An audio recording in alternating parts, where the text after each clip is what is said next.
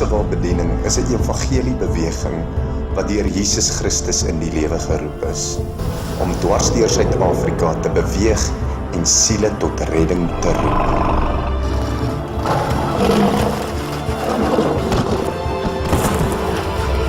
Ons doel is om elke volk, taal en nasie te bereik. Ons het 'n hart en liefde vir siele in hierdie land Suid-Afrika.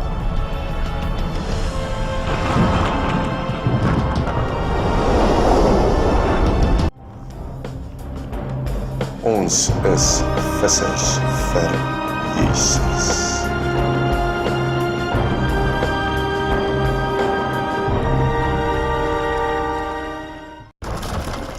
'n weg moet gemaak word.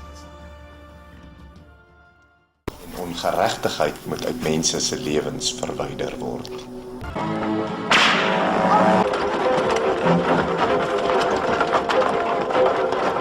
Kom in Kosovo bediening. Dit stel voor 'n roeping en 'n bediening soos van ouds, 'n voertuig soos van ouds.